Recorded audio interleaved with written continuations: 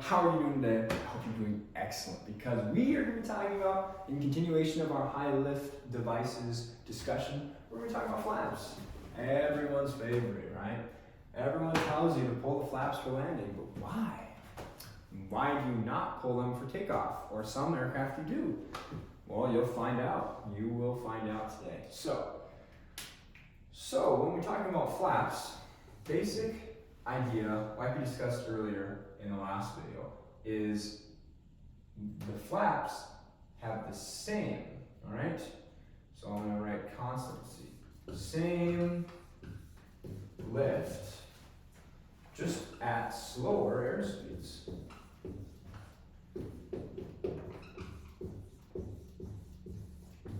All right, so we have the same lift at slower airspeeds. This is really what flaps are doing. So let's draw kind of the lift, coefficient of lift, and our angle of attack graph here to show the relationship of what flaps are doing. So we have our border, we have coefficient of lift, and then we have angle of attack. Okay? We have angle of attack and coefficient of lift. When we don't have flaps, we have something that looks like this. Right there, that's our critical angle of attack. When we have flaps added, it looks something like this. So, this is an attempted dotted line.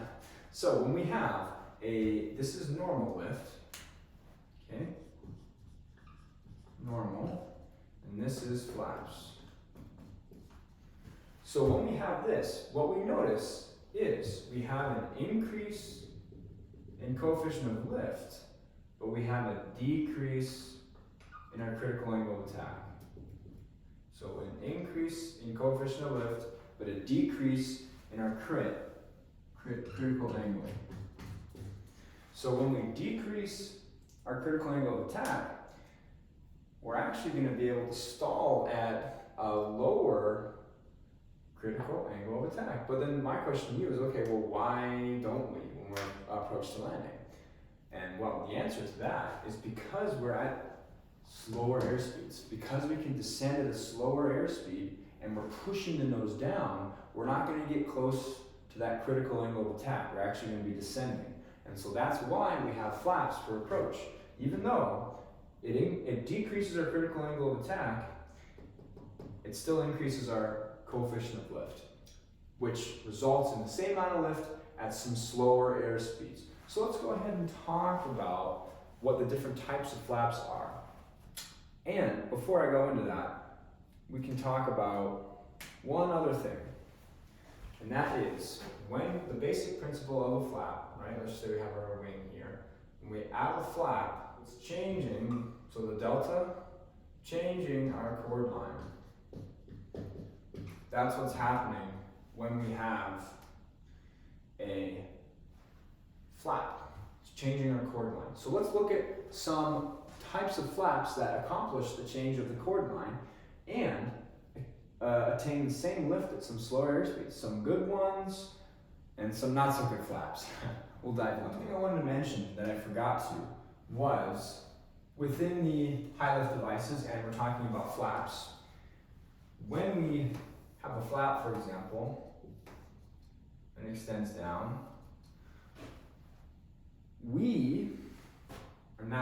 but the plane is experiencing a shift in the center of lift.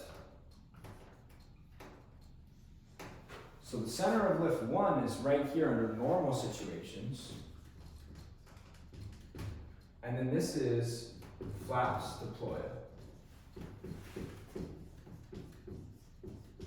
So we have normal and flaps deployed. And because of that change, we're actually moving the center of lift backwards. So let's go ahead and talk about what the different types of flaps are. So the first one we have is plane. And a plane flap looks something like this. We have the airfoil, and then we have the flap just kind of coming straight off that. So the whole entire back moves.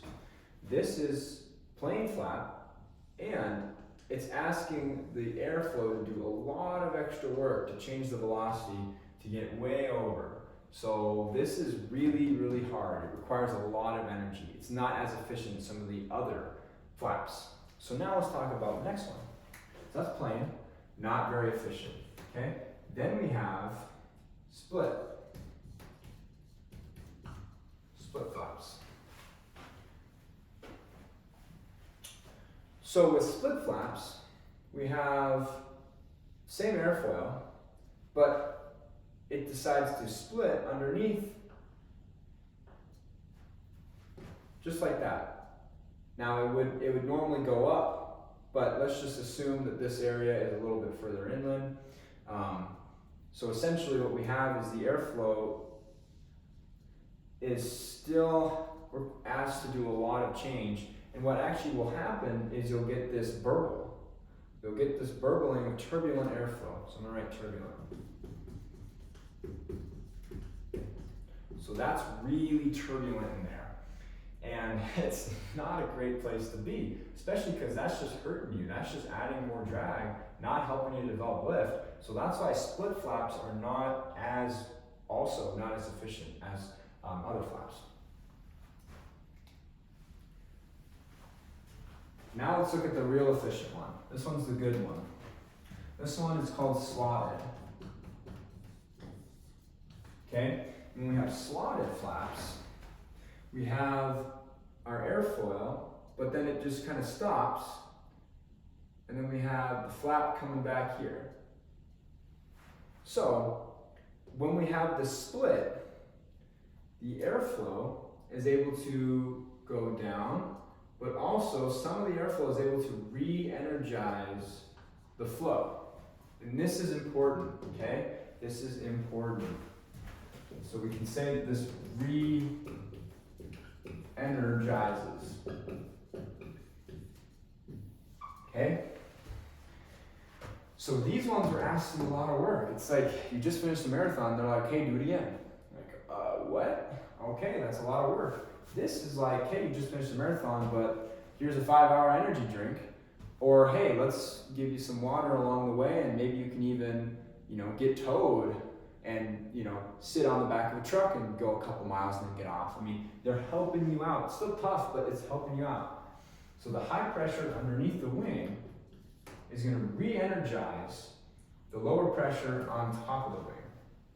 And that's going to allow it to actually be more successful when it comes to flaps. Okay, so these are the more conventional flaps, mostly seen on, your Piper Archers. We have slotted flaps. For other aircraft, these are the ones on small general aviation. So let's go ahead and talk about some that you might find on very large jets. So the first one I want to talk about for the jets is what's called Fowler flaps. So Fowler flaps are very interesting because it actually kind of starts out like a normal airfoil, but then you have all these sections that just kind of come down just like that, and they extend out. So let's see, I can have an arrow that kind of goes, extends. And then they retract all the way back in. So they still have the airflow able to flow in and re-energize. But this is a more efficient and more complicated version of our slotted flaps. So for those really big aircraft that need those really big flaps, they do this by push rods mechanisms. That basically, it's like giant arms. It's really, really cool. If you ever get a chance, Google Fowler flaps to see how it works. I can't do it justice explaining it. But essentially what it is it is able to be bunched up here and then is able to expand using multiple sections, sometimes 3 or 4 panels outward. And then it allows for re-energizing of the energy as well. So those are Fowler flaps. And then we're going to look at one that's not that efficient, okay? This one is called a blown flap.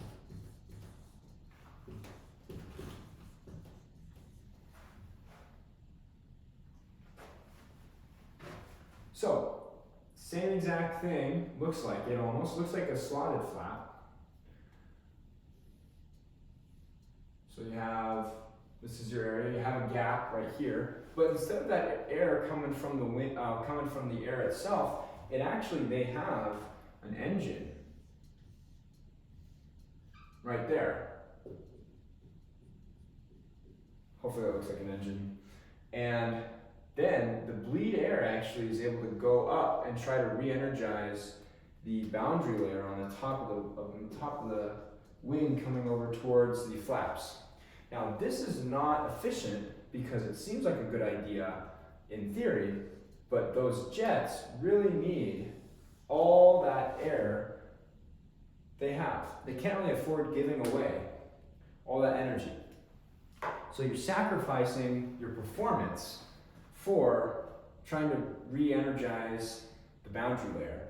And it's just not as efficient as just having a standard Fowler flap. So blown flaps using the engine to re-energize the top is not very efficient. All right, so now let's talk about management. Flap management.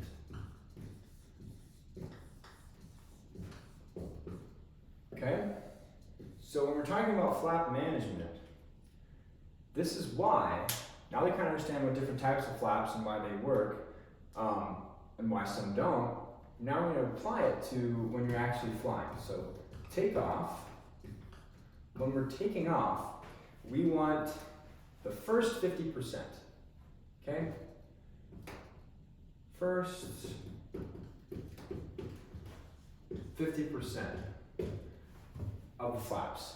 Because we want the first 50% is why we have a large increase in lift, so large, with a small increase in drag, but it's small relative. So because of this, we're increasing our lift and we're increasing drag, but we have less of an increase in drag because we're only using the first 50%. This is why if you use flaps for takeoff, you're not going to be using the rest of the 50%. You're just going to use the first. So the first 50% is going to give you more lift, so a larger amount of lift, as opposed to drag. So it's going to increase drag, but it's going to be a smaller increase of drag. So then for landing, we have, and we use the last 50%. Okay? Because we use the last 50%, we're going to be increasing lift, but it's a small increase. And we're going to be way increasing drag. That's going to be big.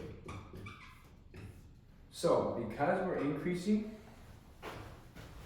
we're still increasing lift, but it's a small increase, as opposed to drag is a big, big increase. So on landing, we want the most drag we can so that we're coming in as slow as possible. Whereas takeoff, we still want actually an increase in our lift and a small amount of our drag.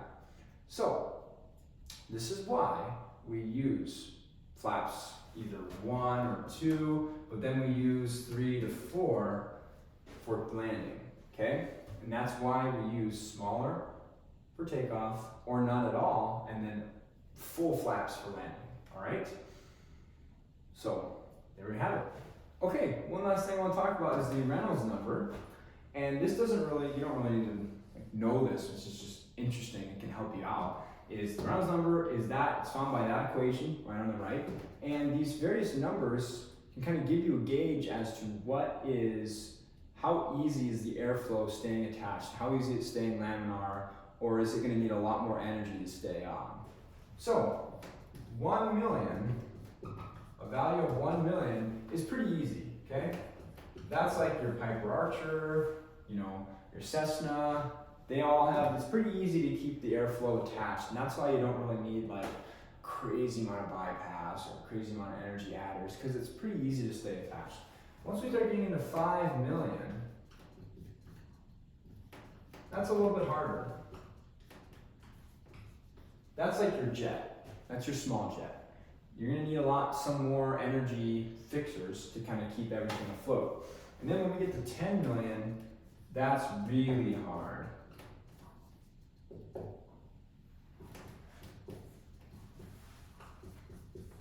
Really hard.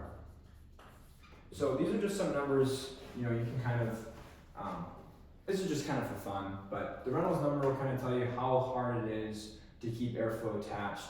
And that's why, as you'll see in the next video, when we're talking about energy adders, that's why on your Piper Archer, you're not seeing all these things that add energy to the wing, because you just don't need it. The airflow's already pretty easily staying laminar. It's not really separated or becoming turbulent all that much. So, thank you so much for watching. And go ahead and watch the second video in the series, Energy Adder, or third video now.